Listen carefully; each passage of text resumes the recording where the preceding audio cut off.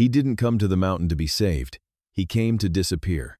A broken war veteran alone in a cabin waiting for the cold to finish the job. Then, in the middle of a deadly blizzard, 2 freezing puppies scratched at his door. That night, the mountain didn't ask if he wanted to live. It asked who would survive until morning. The wind did not just blow against the jagged peaks of the Bighorn Mountains. It screamed like a choir of the damned.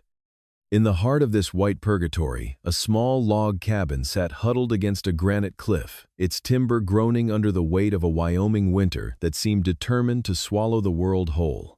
Inside, the air smelled of dry cedar, cold ash, and the sharp, metallic tang of gun oil. Jack Mercer sat in a heavy oak chair, his body as rigid as the mountain itself. The only light in the room came from the dying embers of a fire that cast long, flickering shadows against walls, adorned with nothing but the ghosts of a life he had tried to leave behind. Jack was a man carved from granite and regret. At 42, his frame still carried the lethal symmetry of a Navy SEAL, but the fire that had once fueled his legendary endurance had been replaced by a cold, hollow vacuum. His eyes, the color of weathered steel, were fixed on the far wall, seeing not the rough-hewn wood, but the shimmering heat waves of the Helmand province. He could still feel the fine grit of Afghan sand in his teeth and hear the rhythmic thumping of rotor blades that never came in time. He was the lone survivor of a mission that had ended in a valley of fire, a man who had walked out of the flames while his brothers became ash. He lived now in a self-imposed exile, a ghost haunting the living. The local townsfolk in Buffalo whispered about the hermit on the mountain, the man who only came down for supplies twice a year and spoke in monosyllables. They didn't know that every breath he took felt like a betrayal to the men he had buried. To Jack, the silence of the mountains was the only thing loud enough to drown out the voices in his head. He didn't want peace. He wanted to be forgotten by a world he no longer understood. The storm intensified, a gust of wind slamming into the cabin with such force that the floorboards vibrated beneath his boots. Jack didn't flinch. He picked up a glass of bourbon, the amber liquid catching the low light, but he didn't drink. He just held it, feeling the cold seep through the cracks in the window frames. He welcomed the chill. It was honest. It didn't offer hope or false promises of redemption. It just promised an end. He closed his eyes, drifting toward that familiar dark place where the faces of his fallen teammates waited for him in the shadows. Then a sound broke through the cacophony of the gale. It wasn't the roar of the wind or the cracking of a frozen branch. It was a faint, rhythmic scratching. Jack's eyes snapped open, his military instincts overriding his lethargy. He remained motionless, listening. It came again, a soft, desperate whimpering so thin it was almost swallowed by the storm. He frowned, his hand instinctively, reaching for the heavy bush knife on the table beside him. Predators didn't usually seek out human dwellings in weather like this unless they were starving or dying. He stood up his joints, protesting the movement, and walked toward the door. The scratching continued lower, now accompanied by a sound that mimicked a human sob. Jack hesitated. He had moved to these mountains to avoid the world, to be left alone with his failures. But the sound tugged at a part of him he thought had died in the desert, a primal urge to protect the vulnerable. He gripped the iron latch, took a breath of the thin mountain air, and pulled. The door was nearly ripped from his hand as the blizzard roared inside. A wall of white crystals surged into the cabin, instantly dropping the temperature by 30 degrees. Jack squinted against the stinging ice, shielding his eyes with one arm. At first he saw nothing but the swirling void of the night. Then he looked down. There, huddled against the threshold, were 2 small dark shapes. They were so covered in frost that they looked like lumps of coal discarded in the snow. Jack knelt the wind, whipping his hair into his face. He reached out his large, calloused hand, hovering over the frozen bundles. They were puppies, German shepherds no more than 8 weeks old.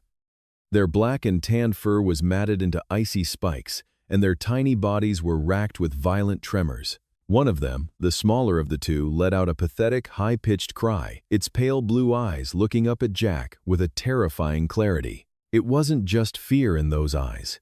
It was an absolute, unconditional plea for mercy. How they had survived long enough to find his door was a miracle Jack couldn't comprehend. There were no tracks behind them, already erased by the shifting snow, and no sign of a mother or a human master.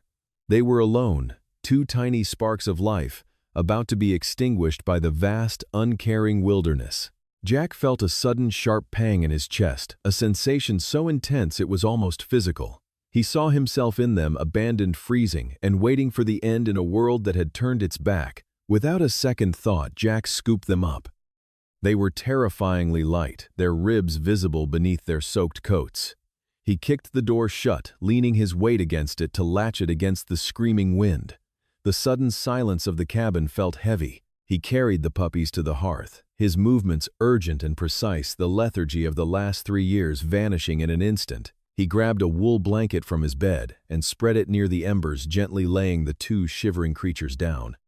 He moved with the efficiency of a field medic. He stoked the fire, adding heavy logs until the flames roared back to life, casting a fierce heat into the room. He ran to the kitchen, grabbing a bowl and warming some water on the small propane stove. As he worked, he kept glancing back at the puppies.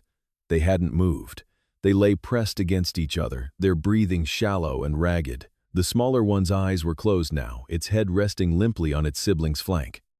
Jack knelt beside them, soaking a corner of a rag in the warm water and pressing it to their muzzles. He spoke, his voice a low, gravelly rumble that hadn't been used for anything but cursing in months. "Easy now. Stay with me. You didn't come this far to quit." He began to rub their sides, trying to stimulate their circulation, his large hands nearly covering their entire torsos. He felt the faint, rapid thudding of their hearts, tiny engines, struggling to stay lit against the overwhelming cold.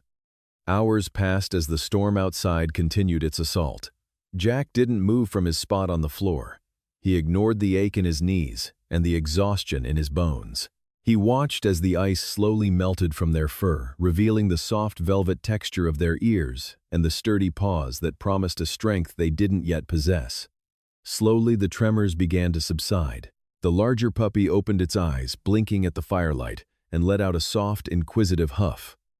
It turned its head and feebly licked Jack's thumb.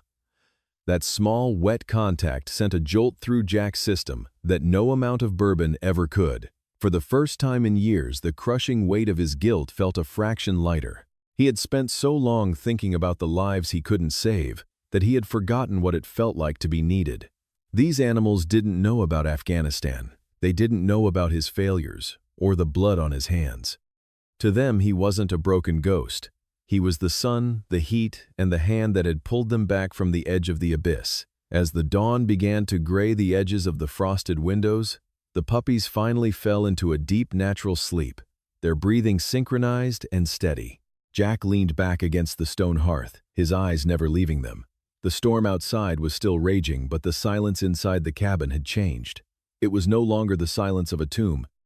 It was the silence of a beginning. He realized then that he hadn't just saved 2 dogs from the snow. They had found the one man on the mountain who needed saving more than they did. He looked at his hands, the same hands that had held rifles and cooling bodies, now resting protectively near the sleeping pups. The mountain had tried to take everything from him, but tonight it had given something back. He didn't know what tomorrow would bring or how he would provide for 2 growing predators in the middle of a wilderness, but for the first time in 1,000 nights, Jack Mercer wasn't thinking about the past. He was thinking about breakfast. He was thinking about survival. And for a man who had wanted to die, that was the greatest victory of all. The heavy oak door slammed shut against the screaming wind, cutting off the roar of the mountain storm. Inside the cabin, the air was thick with the scent of dried cedar and the lingering musk of wood smoke. Jack Mercer did not stop to catch his breath. His movements were frantic, yet calculated, a ghost of the combat medic he had once been. He dropped to his knees before the stone hearth, where a few embers still glowed like dying stars. With a rough jerk of his hand, he threw several logs of seasoned pine onto the grate. The wood hissed and spat before catching the flames, licking hungrily upward to cast long dancing shadows across the room. He laid the 2 small bundles onto a thick moth-eaten wool blanket. They were barely more than lumps of frozen fur, their bodies stiff and vibrating with the violent rhythmic tremors of advanced hypothermia. The larger one, dark as charcoal, let out a high-pitched thready whine that sounded more like a hinge needing oil than a living creature. The smaller one, with patches of rust-colored fur peeking through the ice, was silent, too silent. Jack's heart hammered against his ribs, a frantic drumbeat that he hadn't felt since the valleys of the Kunar province. Jack's hands, scarred and calloused from years of hard labor and harder memories, trembled as he began to work. He stripped off his own damp coat, staying in his thermal shirt to better radiate heat. He knew the protocol. Gradual warming. Do not shock the heart. He began to rub the larger puppy with a dry towel, his motions firm and rhythmic. He needed to force the blood from the core back to the extremities. The smell of wet dog filled the small space, a visceral, earthy scent that grounded him in the present. The larger pup began to squirm, its shivering becoming more pronounced as the warmth of the fire began to penetrate its coat. But the smaller one remained unresponsive. Jack shifted his focus, his brow furrowed in a mask of grim determination. He picked up the rust-colored pup, its weight almost nothing, in his large palms. It was cold, deathly cold. He tucked the creature against his own chest beneath his thermal shirt, hoping his own body heat would act as a catalyst. He could feel the tiny, fluttering heartbeat so faint it was like the ticking of a watch buried under sand. "Come on, you little fighter, Jack," whispered, his voice a low growl that hadn't been used for anything but cursing the weather for months. "Stay with me. Don't you dare quit on me now." He remembered the faces of men he had lost in the dust, the way the light left their eyes when the trauma was too much for the soul to bear. He wouldn't let it happen here. Not in this cabin. Not tonight. Suddenly, the smaller puppy went completely still. The frantic fluttering beneath Jack's hand vanished. The silence that followed was more deafening than the storm outside. Jack pulled the pup back, staring at its pale, blue-tinged gums. Its chest wasn't moving. Time seemed to warp, stretching into an agonizing crawl. He didn't think. He reacted. He cleared the pup's tiny airway with his pinky finger and placed his mouth over its snout, puffing a tiny, controlled breath into its lungs. He began chest compressions, with 2 fingers pressing down with a delicacy that felt alien to his rough nature. 1, 2, 3, 4. He breathed again. The cabin was silent, except for the crackle of the fire and the sound of Jack's own ragged breathing. He felt like a giant, trying to mend a butterfly's wing. He was a man of destruction, a man who had spent a lifetime surrounded by the breaking of things. The thought that he might be too clumsy, too broken to save something so fragile clawed at his mind. Minutes passed, though they felt like hours. Jack's muscles ached and sweat beaded on his forehead despite the cold draft leaking through the window frames. He refused to stop. He pushed through the exhaustion, his focus narrowing down to the tiny ribcage beneath his fingertips. Then, a miracle, a tiny, wet gasp. The puppy's body jerked, and it let out a weak, sputtering cough. A spray of clear fluid left its nose, and the chest began to rise and fall in a shallow, erratic rhythm. Jack let out a breath he felt he had been holding for a lifetime. He slumped back against the stone of the hearth, the adrenaline beginning to recede, leaving a hollow ache in its wake. The smaller puppy turned its head feebly, its clouded eyes opening just a crack. It let out a sound, a soft, whimpering yelp, and nuzzled into the warmth of Jack's palm. The larger puppy, now much more alert, crawled over and began to lick its sibling's ears, as if checking to see if the danger had truly passed. Jack watched them for a long time, the tension slowly draining from his shoulders. He reached out and stroked the dark fur of the larger pup. "You're a shadow," he muttered, noticing how the dog seemed to disappear into the darkness of the room whenever it moved away from the fire. "And you," he said, looking at the smaller one whose fur seemed to glow like an ember in the light, "you're the little blaze that wouldn't go out." Shadow and Blaze. The names felt right. They felt like a commitment. For years, Jack had lived as a man with no tomorrow, a man who woke up only because his heart hadn't found a reason to stop. But as he looked at the 2 shivering lives he had snatched back from the frozen dark, something shifted deep within the permafrost of his own soul. He had a mission again. It wasn't a mission of war or a mission of death. It was a mission of survival. He stood up, his joints popping, and went to the small kitchenette to find some condensed milk and water. He would have to be careful with their nutrition, but for now, they were alive. He looked out the window at the white wall of the blizzard. The mountain had tried to claim these 2 just as it had tried to claim him. But tonight, the mountain had lost. Jack Mercer wasn't just a ghost in the woods anymore. He was a guardian, and for the first time in 1,000 nights, he found himself looking forward to the dawn.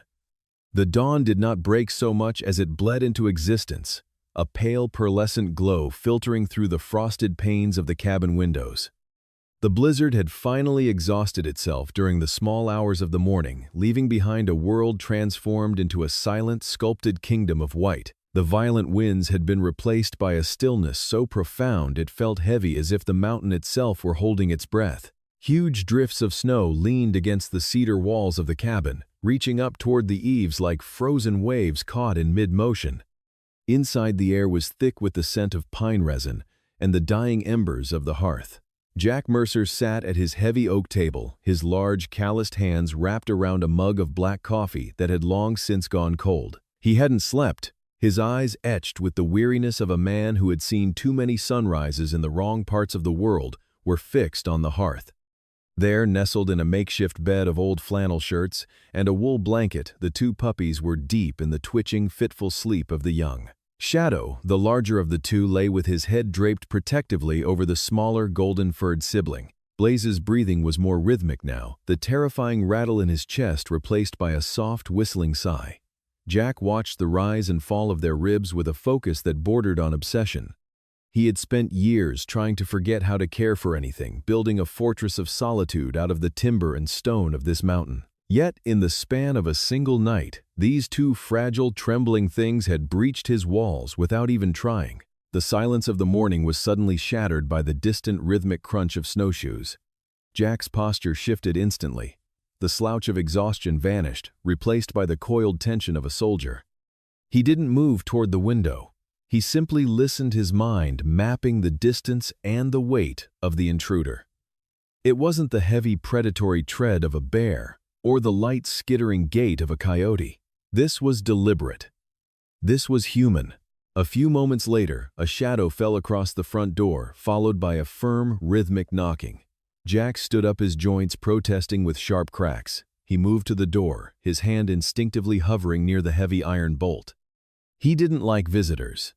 In the 5 years he had lived on the edge of the wilderness, he had cultivated a reputation for being a ghost, a man best left to his own devices. He pulled the door open just a crack, letting in a swirl of crystalline air that made the puppies stir.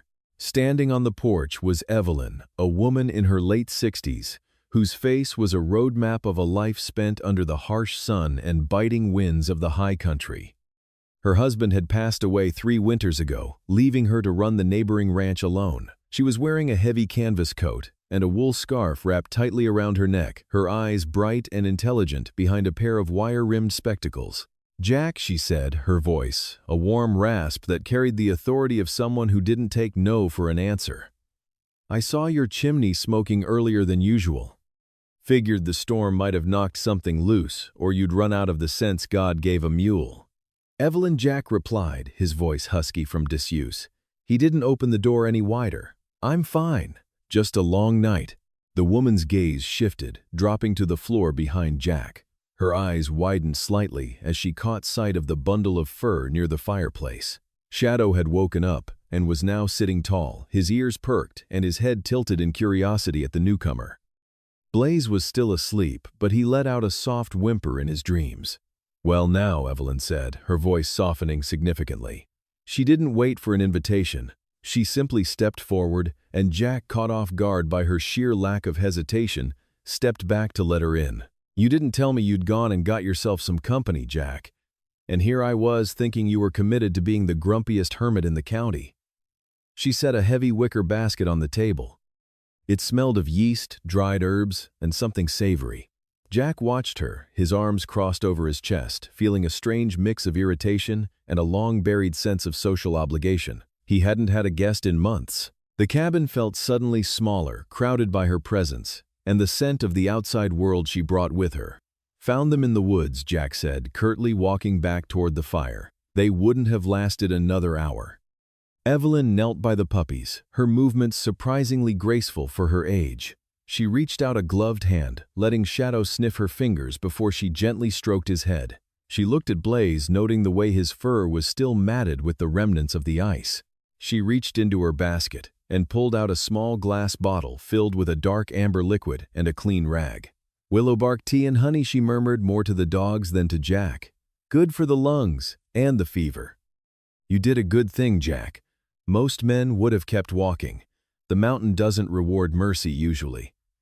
"I wasn't looking for a reward," Jack snapped, though there was no real heat in it. "I just couldn't leave them." Evelyn stayed for an hour, showing Jack how to massage the puppy's limbs to keep their circulation moving and how to mix the tea into their water. She moved about the cabin with an easy familiarity that grated on Jack's nerves, yet he found himself following her instructions with a quiet, sullen intensity. He watched as she pulled a loaf of fresh bread and a jar of venison stew from her basket, setting them on his counter as if it were the most natural thing in the world. As she prepared to leave, she paused at the door, her hand on the latch. The sun was higher now, turning the snow outside into a blinding field of diamonds. She looked back at Jack, who was standing by the hearth, the golden puppy now cradled in his arms as he tried to get it to drink from a dropper. The sight of the massive scarred man being so tender with the tiny creature seemed to strike a chord in her. "Jack," she said softly. He looked up, his expression guarded. "You think you're hidden up here," she continued, her eyes searching his. "You think if you stay quiet enough and cold enough, the world will forget you. But the world has a way of finding us when we need it most." Jack tightened his grip on the puppy, his jaw set. "I don't need anything, Evelyn. I've got everything I want right here." She smiled, a sad, knowing tilt of the lips. The storm didn't just bring cold, Jack. It brought life. Sometimes the things we lose in the wind are replaced by things we didn't even know we were looking for. Bão tố không chỉ lấy đi mọi thứ, đôi khi chúng mang đến những thứ chúng ta không biết mình đang cần. The words hung in the air, heavy and resonant. Jack didn't look away, but something behind his eyes flickered a brief, agonizing flash of the man he used to be before the wars, before the loss, before the silence. He didn't answer. He couldn't. Evelyn nodded as if satisfied with the silence. "Take care of them, Jack. They'll do the same for you if you let them." She stepped out into the cold, the door clicking shut behind her. Jack stood motionless for a long time, the only sound the crackle of the fire and the soft lapping of the puppy's drinking. He felt a strange hollow ache in his chest, not the sharp pain of a wound, but the dull throb of something frozen beginning to thaw. It was terrifying. He walked to the window, watching Evelyn's small figure disappear into the tree line. The world was so white, so pure, and yet so dangerously deceptive. As his gaze drifted toward the edge of the forest, near the cluster of ancient hemlocks that marked the boundary of his land, something caught his eye. A movement, a shift in the shadows that didn't belong to the wind or the swaying branches. Jack narrowed his eyes, his pulse quickening. There, standing perfectly still amidst the dark trunks of the trees, was a shape.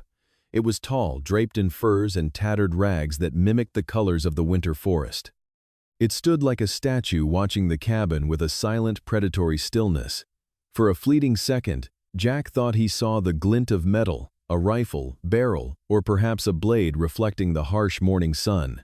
Then, as quickly as it had appeared, the figure melted back into the deep shadows of the hemlocks. The snow remained undisturbed, the silence of the mountain reclaimed. Jack's hand instinctively went to the knife at his belt. The peace of the morning had vanished, replaced by a cold, familiar dread. He wasn't alone on this mountain.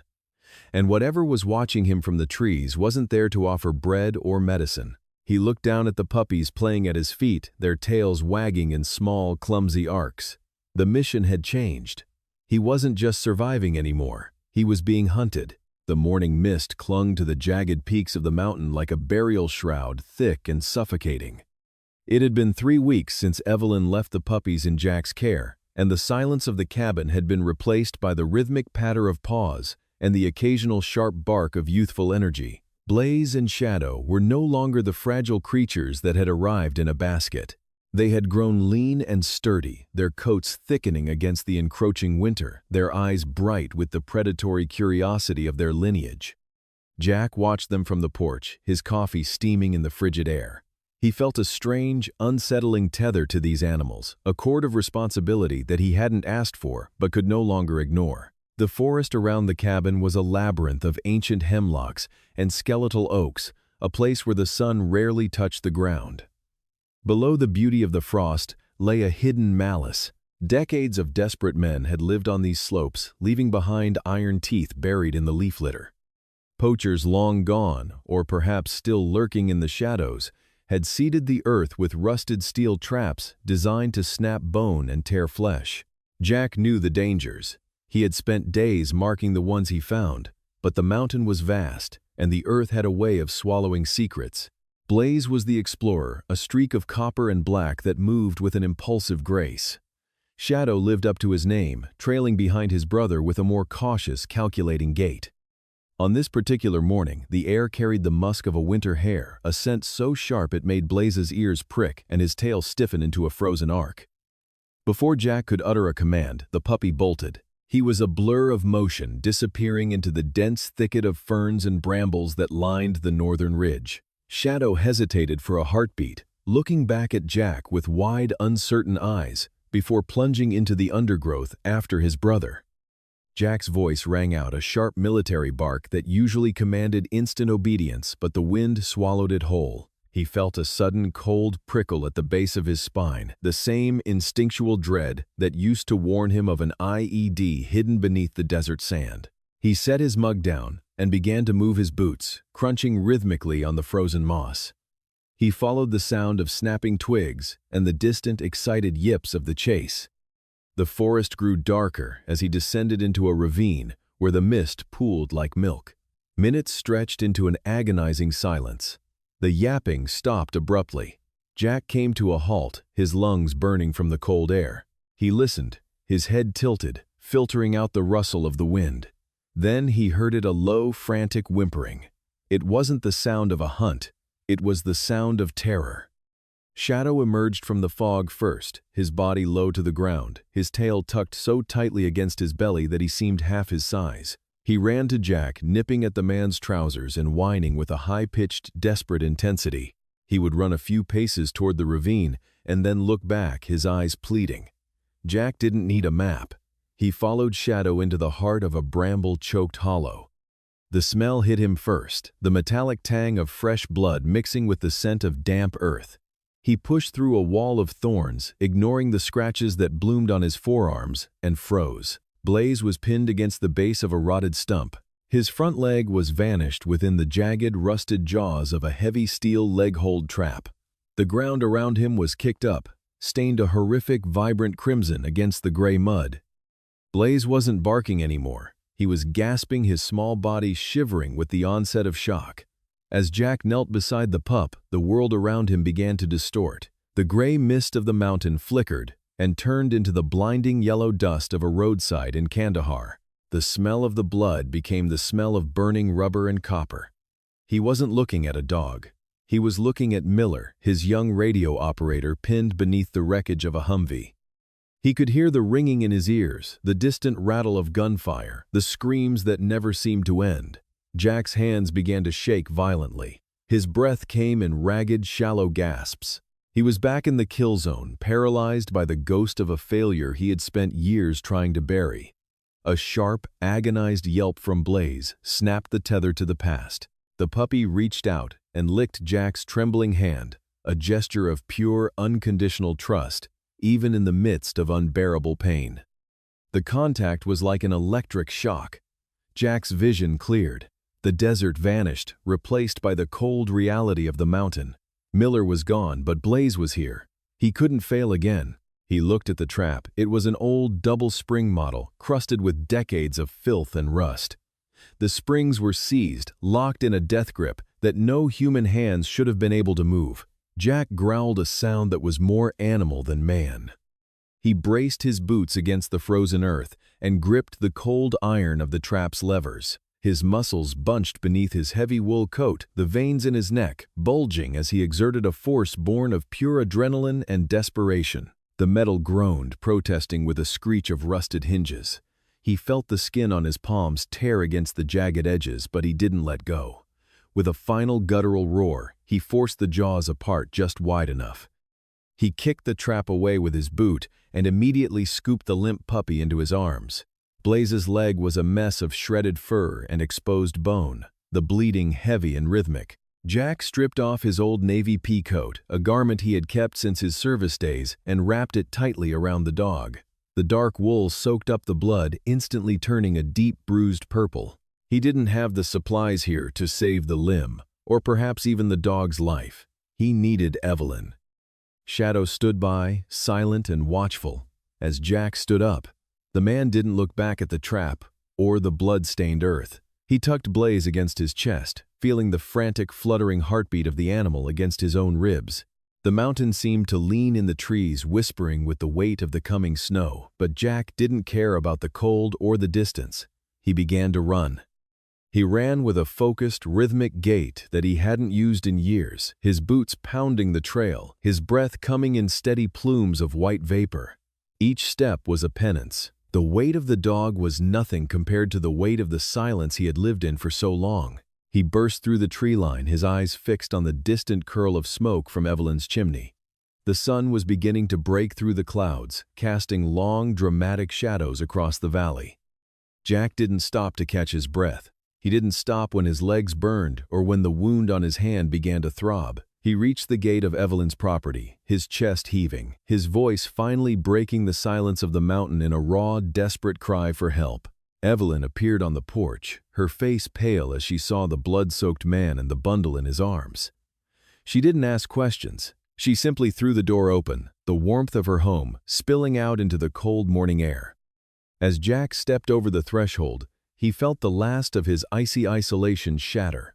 He was no longer just a ghost living in a cabin. He was a man fighting for a life that wasn't his own, and in that struggle he was finally painfully beginning to wake up. Late February in the high country was a season of profound deception. The sun had begun to hang a little longer in the sky, casting a pale honey-colored glow across the peaks, but the warmth was a hollow promise. Below the surface of the melting snow, the earth was a treacherous labyrinth of mud and hidden pockets of frost. Jack stepped out of his cabin, the door creaking on hinges that had grown stiff from the relentless winter. He adjusted the straps of his pack, feeling the familiar weight of his hatchet and a coil of heavy hemp rope. Beside him, Shadow stood with the quiet dignity of an old soldier, his graying muzzle sniffing the air for the scent of turning weather. Blaze, however, was a blur of golden motion. His leg, once a mangled mess of fur and bone, had healed into a sturdy pillar of strength, leaving only a jagged silver scar as a reminder of the trap. The trio made their way toward the valley floor, where the river cut a jagged vein through the landscape. As they descended, the air changed. It became heavy with the scent of damp pine and the rhythmic low-frequency booming of the ice. It was the sound of the river waking up a violent, subterranean groaning that echoed off the granite walls of the canyon. The ice was no longer a solid white highway. It had become a chaotic mosaic of slate-gray sheets and jagged pressure ridges, all of it shifting under the invisible pressure of the spring runoff. Jack kept a cautious distance from the bank, his eyes scanning the treacherous terrain. He knew that under the white crust lay a current fast enough to sweep a man to his grave in seconds. They reached a bend in the river where the water slowed and pooled, creating a wide expanse of seemingly stable ice. But the silence there was broken by a high-pitched, desperate bleating.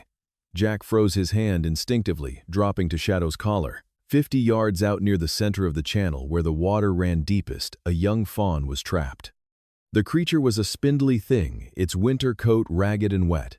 It had clearly tried to cross the ice, only to have its hooves slip on the glass-like surface. Now it lay sprawled on its belly, its legs splaying out uselessly every time it tried to stand.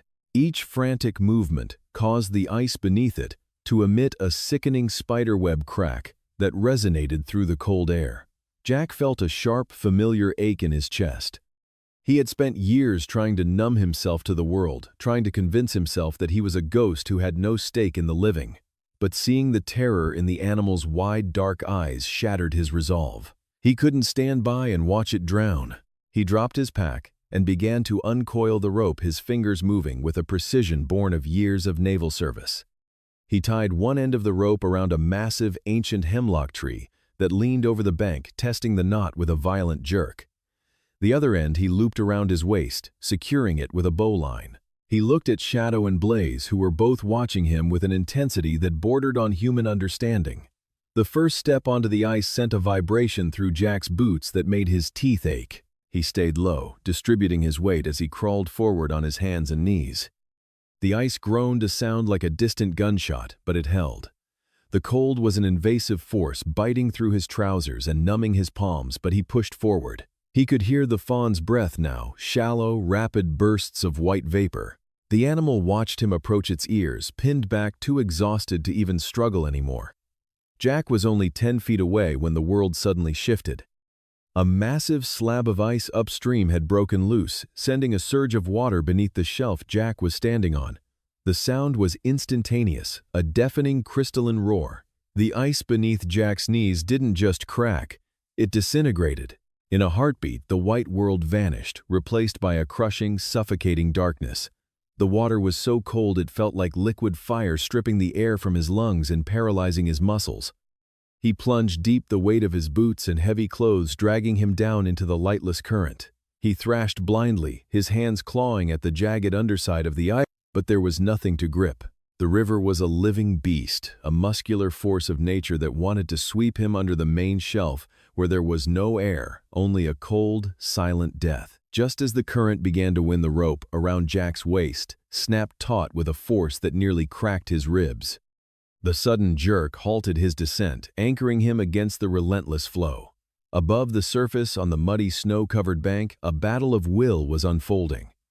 Shadow had reacted the moment the ice gave way. The old dog had lunged for the rope, his powerful jaws clamping down on the hemp.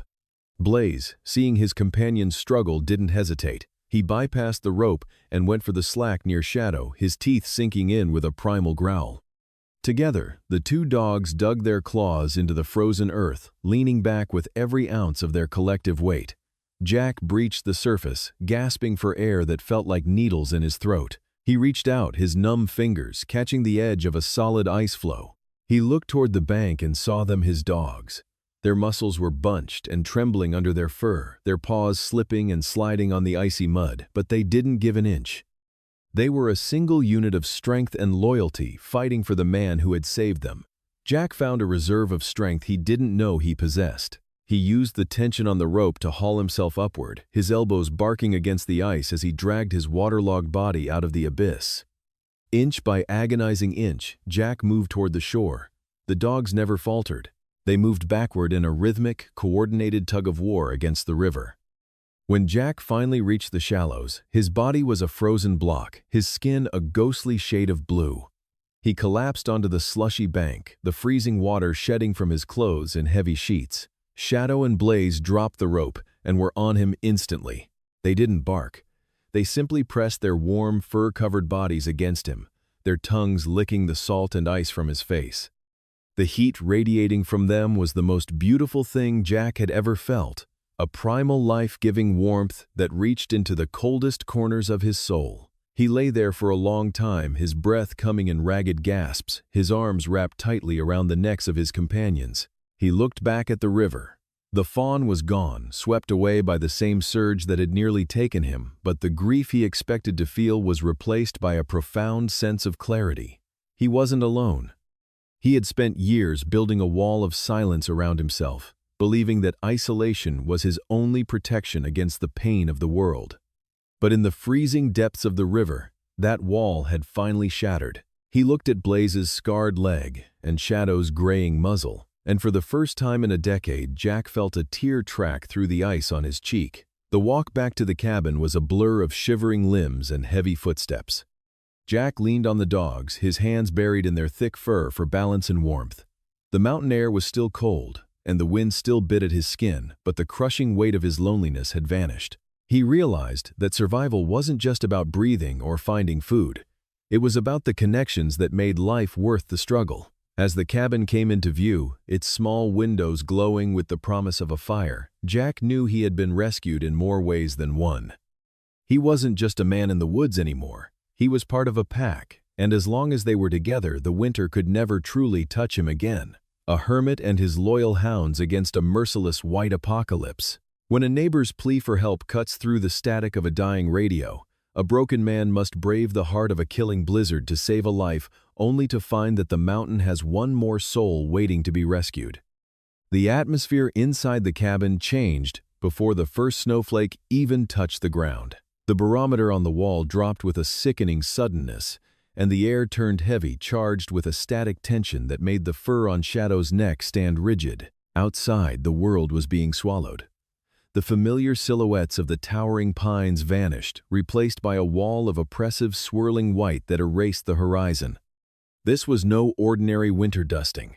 This was the White Storm, a legendary beast of the peaks that hadn't breathed down the valley in a decade. Jack stood by the frost-rimmed window, watching the glass vibrate under the sheer pressure of the wind. The sound was no longer a whistle.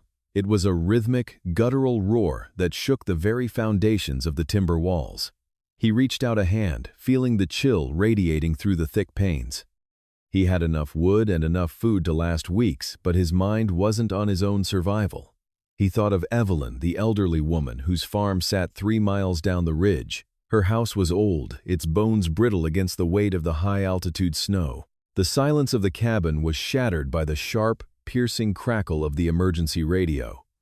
Jack lunged for the device, his fingers fumbling with the dials. Through the screeching interference and the howl of the wind, a voice emerged, thin, trembling, and terrified. It was Evelyn. She spoke of a terrifying groan, the sound of ancient timber snapping like dry twigs, and then the crashing of the roof over her kitchen. The signal was dying, fading into the void of the storm. Jack shouted into the receiver, but only the cold hiss of static answered him. He didn't hesitate. The man who had once sought to hide from the world now moved with a frantic, purposeful energy. He donned layers of heavy wool and waterproof canvas, cinching his belt tight. He checked his goggles and secured his heavy boots. Shadow and Blaze watched him, their eyes wide and alert. They knew. They didn't need a command to understand that the peace of the cabin was over. Jack grabbed a coil of heavy mountaineering rope and a first aid kit, his heart hammering against his ribs like a trapped bird. Stepping out of the door was like hitting a solid wall of ice. The wind ripped the breath from Jack's lungs, forcing him to double over just to stay upright. Visibility was less than 3 feet. The world had become a featureless vortex of stinging white needles. He clipped the safety leads of Shadow and Blaze to his harness. They were his anchors, his compasses in a world that no longer had a north or south. Every step was a battle. The snow was already waist-deep in the drifts, a treacherous shifting sea that threatened to pull him under. Halfway to Evelyn's ridge, Shadow suddenly stopped. The dog planted his paws and let out a low, mournful howl that was nearly lost in the gale. Jack strained his eyes, squinting through the fogged lenses of his goggles. There, huddled in the lee of a fallen cedar, was a shape that didn't belong to the woods. It was a dog, a golden retriever, its fur matted with heavy clumps of ice, its body shivering so violently it looked like it was vibrating. It was abandoned, likely a stray or a dog lost from a passing traveler, before the storm hit. Jack knelt in the snow, the wind whipping his hood. He couldn't leave it. To leave this creature was to leave a part of himself behind in the cold. He reached out, speaking soft words that were instantly carried away, but the dog sensed the warmth of his intent. He named him Storm on the Spot. Jack lifted the freezing animal, tucking him inside the front of his oversized parka to share his body heat. The added weight was immense, but it acted as a ballast against the wind. With 3 dogs and a heavy heart, he pushed forward, guided only by the memory of the terrain and the primal instincts of his companions. The sight of Evelyn's farm was a nightmare. The barn had partially collapsed, and the main farmhouse looked like a broken toy. The heavy snow had crushed the rafters over the kitchen wing, just as she had said. Jack fought through the drifts, his muscles screaming in protest. He found her in the mudroom, the only part of the house still structurally sound, huddled under a pile of old rugs. She was pale, her lips a terrifying shade of blue, but she was alive. The relief that washed over Jack was more potent than the biting cold. The journey back was a descent into a frozen purgatory. Well, Jack had Evelyn secured to his back with the mountaineering rope, her arms wrapped weakly around his neck. In his front, the small dog Storm was a heavy lump of shivering life. On his left and right, Shadow and Blaze moved like twin pillars of strength, their bodies leaning into him, providing a physical barrier against the gusts that threatened to blow them off the narrow ridge. Jack's vision began to blur. His feet felt like leaden weights. and the cold had moved beyond pain into a dull, terrifying numbness. He moved by instinct alone, left foot, right foot, lean into the wind, trust the dogs. Blaze, despite his old injury, led the way with a ferocity that defied his age, his nose catching the faint scent of the cabin's wood smoke even through the chaos. Shadow stayed at the rear, nudging Jack forward whenever he faltered. They were a single organism, now a pack bound by the desperate will to survive. The mountain roared, throwing everything it had at them, ice, wind, and the crushing weight of the sky, but Jack refused to break. When the dark shape of the cabin finally emerged from the white void, Jack didn't have the strength to cheer. He stumbled toward the door, his frozen fingers fumbling with the latch. He practically fell inside the sudden warmth of the interior, hitting him like a physical blow. He lowered Evelyn into his armchair, wrapping her in every blanket he owned. He placed Storm by the hearth where the embers of the fire still glowed. Shadow and Blaze collapsed onto the floor, their chests heaving, their coats dripping as the ice began to melt. As the night wore on, the cabin transformed. The space that had once been a tomb for a man's grief was now a sanctuary of life. Jack moved between his guests, feeding the fire heating broth and rubbing the frozen limbs of the dogs. The golden retriever Storm began to wag his tail weakly, his eyes following Jack with a look of profound gratitude. Evelyn, her color slowly returning, watched the man she had once thought of as a ghost. She saw the way he tended to the animals, the way he moved with a quiet, rugged grace. The storm continued to howl outside, battering the logs and screaming down the chimney, but it could no longer reach them. Inside the small circle of firelight, the silence was no longer empty. It was filled with the rhythmic breathing of the dogs and the crackle of the hearth. Jack sat on the floor, his back against the stone fireplace, a dog on either side, and the newcomer at his feet. He realized then that he wasn't just a survivor anymore. He was a protector. The cabin was no longer a hiding place. It had become a beacon, a true home for the lost and the broken. The mountain had finally shed its white shroud, revealing a world painted in the raw, vibrant greens of a waking spring. The air in the valley was no longer a blade of ice, but a soft breath, carrying the scent of damp moss, crushed pine needles, and the sweet, heavy aroma of thawing earth. Jack Mercer stood on the rise, overlooking the clearing that had once been his solitary fortress. Now it was buzzing with a different kind of energy. The rhythmic thud of hammers against cedar and the sharp, clean scent of fresh sawdust filled the space where only silence had reigned for years. Haven Hollow was taking shape. What had started as a fever dream between Jack and Evelyn during the long, dark nights of winter was now a physical reality of timber and stone. They had reclaimed the old barn and expanded it into a state-of-the-art training facility, while a series of modest, sturdy cabins were being erected along the tree line to house visiting veterans. Jack ran a hand over the rough bark of a nearby larch, his calloused fingers tracing the grooves. His heart hammered a frantic, irregular rhythm against his ribs. This was supposed to be a triumph, yet a cold knot of dread tightened in his stomach every time a new vehicle wound its way up the dirt track. Evelyn walked up beside him, her presence a grounding force. She had traded her city coat for a durable hiking jacket, her face glowing with the exertion of the morning's work. Beside her was Sarah, a young woman from the local township, with bright, empathetic eyes and a soft-spoken manner. Sarah was a schoolteacher who had lost her brother to the same ghosts that haunted Jack, and she had volunteered to help manage the educational and outreach aspects of the sanctuary. They were a formidable team, yet Jack felt like an interloper in his own life. He watched them discuss the placement of the new agility course, feeling the familiar urge to retreat into the shadows of the forest. "I am not a healer," Jack thought, his grip tightening on his coffee mug until his knuckles turned white. He looked down at his hands, the hands that had known the cold steel of a rifle and the heat of desert sand.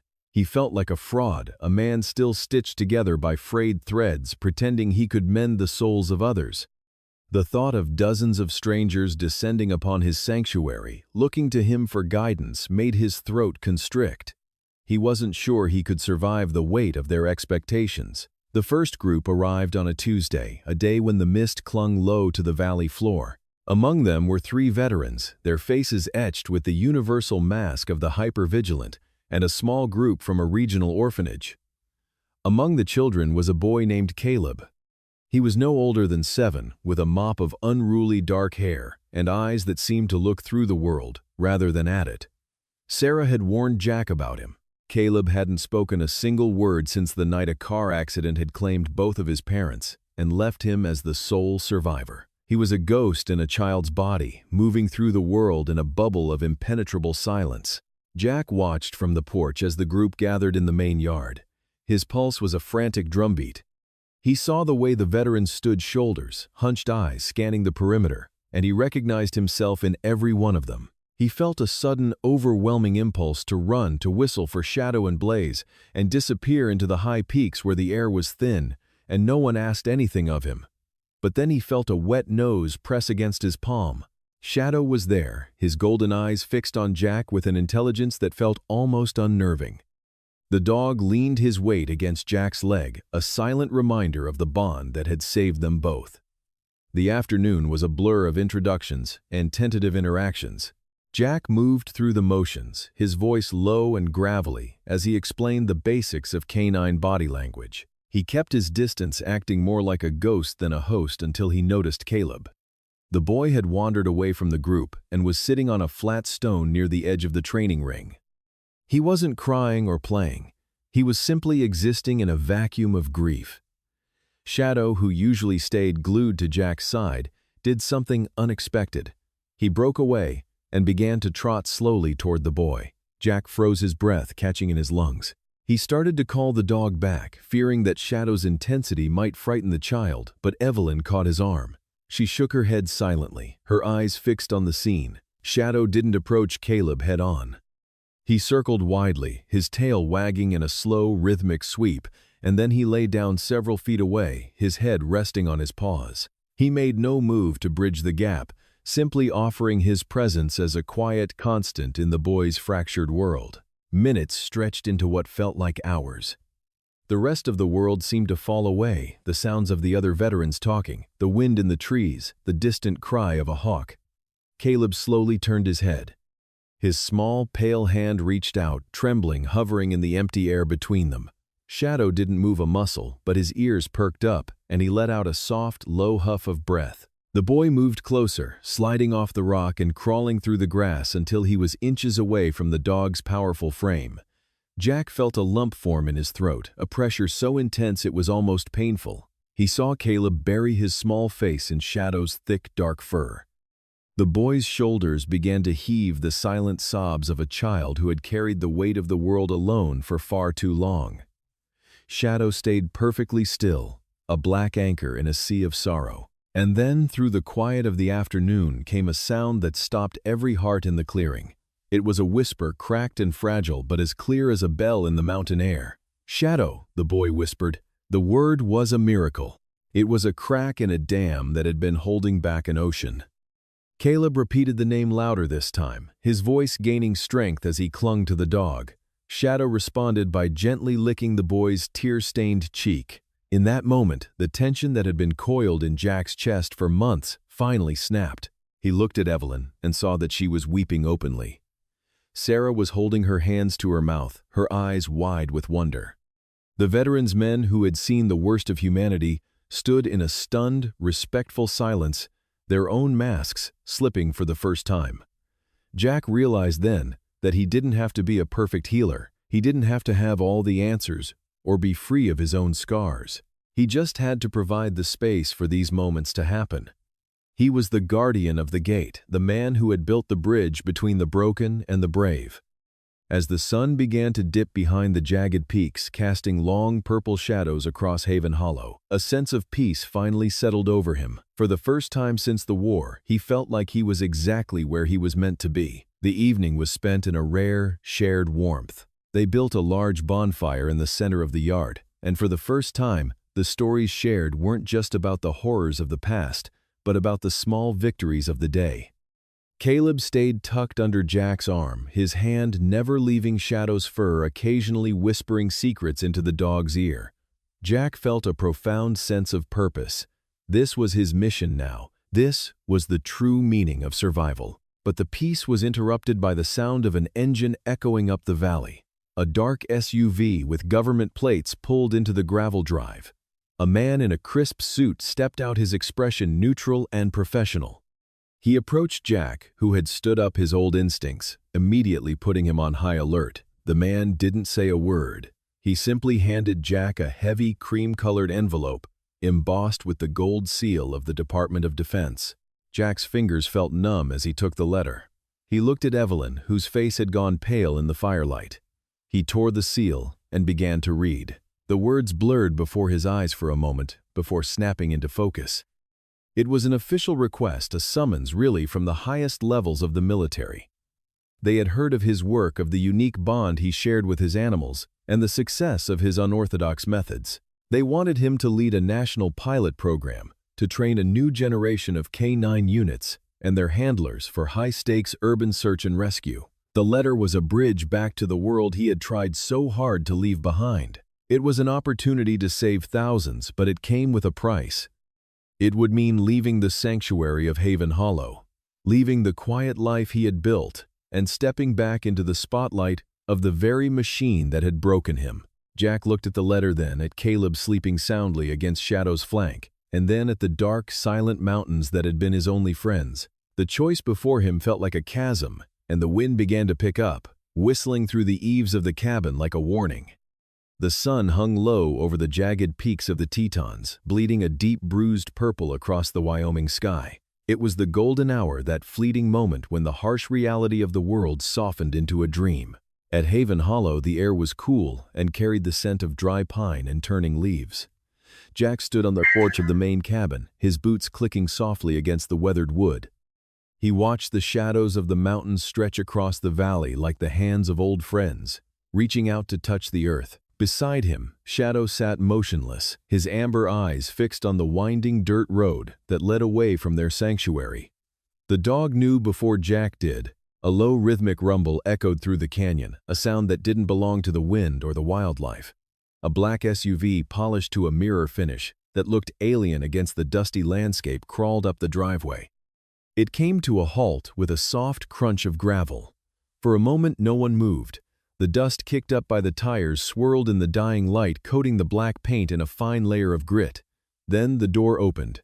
A man stepped out, his posture so straight it seemed to defy the rugged terrain. He wore a crisp, olive-drab uniform with stars that caught the last rays of the sun. It was General Miller, the man who had seen Jack through his darkest deployments, the man who had signed the papers that had once sent him into the mouth of hell. Jack felt a phantom weight on his shoulders, the ghost of a rucksack he hadn't carried in years. He descended the stairs slowly, his hand resting briefly on Shadow's head for grounding. Miller didn't smile, but his eyes softened as he looked at Jack. He looked at the ranch, at the converted barns, and at the perimeter fences that kept the world at bay. He looked like a man visiting a tomb, surprised to find flowers growing out of the stone. They walked together toward the training paddock, the silence between them heavy with the shared history of men who had seen too much. Miller spoke first, his voice gravelly but authoritative. He told Jack about the state of the world beyond the mountains. He spoke of the rising need for specialists who understood the bridge between human trauma and animal instinct. He spoke of a new facility in Denver, a state-of-the-art command center where Jack wouldn't just be a trainer, but a director. He offered him a return to the fold, a chance to reclaim the rank and the prestige he had walked away from. It was an invitation to be a hero again, but this time in the halls of power, rather than the trenches of despair. Jack listened, his gaze drifting to the paddock where Blaze and Storm were leading a group of 3 veterans through a series of trust exercises. One of the men, a young soldier who had arrived a month ago, unable to speak without a stutter, was laughing. He was throwing a ball for Blaze, his movements fluid and free. Further off, Caleb was sitting on a hay bale reading a book aloud to Shadow, who listened with the patience of a saint. The peace of Haven Hollow wasn't just a lack of noise. It was a presence, a living thing that breathed in rhythm with the land. The general stopped by the fence watching the scene. He pointed toward the mountains. He told Jack that a man with his talents was wasted in the wilderness. He argued that in Denver Jack could help thousands, not just the handful who found their way to this remote corner of Wyoming. He spoke of legacy and duty. Jack felt the pull of it, the old siren song of the mission. For a split second, he imagined himself back in the uniform, the structure, the certainty of a world where every problem had a tactical solution. But then Shadow leaned against his leg, a solid, warm weight. The dog looked up at him, and in those deep, intelligent eyes, Jack saw everything he had fought to find. He saw the nights he had spent shivering in the dark, the days he had spent wondering if his life had any value left. He saw the faces of the men and women currently on his ranch, people who had been discarded by the very machine Miller was asking him to rejoin. They weren't just numbers or trainees. They were his pack. Jack turned to Miller. The wind picked up, whistling through the pines, carrying the distant bark of a dog and the sound of a crackling campfire. He didn't look at the stars on the general's shoulders. He looked at the man's tired eyes. Jack spoke quietly, his voice carrying a weight that hadn't been there when he was a soldier. He told Miller that his war was over, but his mission had only just begun. He explained that some wounds couldn't be healed in a state-of-the-art facility. They needed the dirt, the silence, and the unconditional love of a creature that didn't care about rank. He told the general that he wasn't a commander anymore. He was a shepherd. He belonged here in the hollows and the shadows, catching those who were falling through the cracks.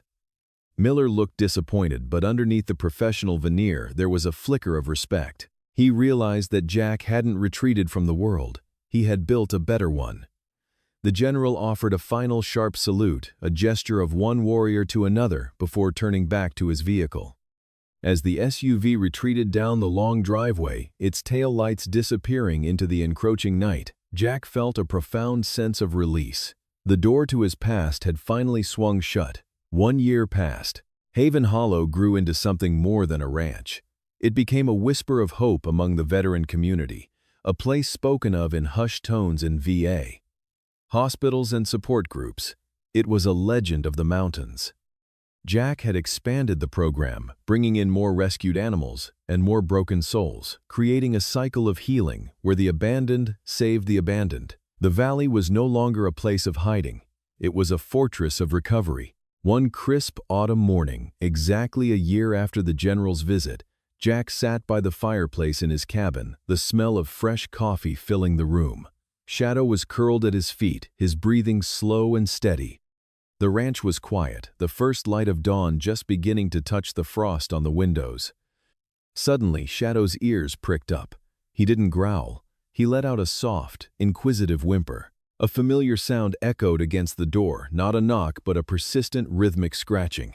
It was a sound Jack hadn't heard in a long time, yet his heart recognized it instantly.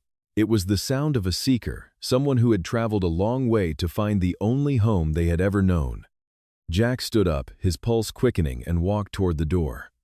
As he reached for the handle, he felt the cycle beginning again. The world would always try to pull him away, but the hollow would always bring the lost back to him. A weary guardian of lost souls finds his destiny coming full circle when the ghosts of his past return in the form of 2 shivering miracles, proving that the cycle of kindness is the only force capable of silencing the echoes of war. The first light of dawn arrived, not with a roar, but with a whisper of silver and gray. It was a morning where the world seemed to hold its breath, draped in a thick, velvety blanket of fresh snow that had fallen throughout the quiet hours of the night. Inside the cabin at Haven Hollow, the air smelled of aged cedar, dried lavender, and the faint, comforting aroma of wood smoke lingering from the hearth. Jack moved through the kitchen with a slow, deliberate grace that came with years of peace.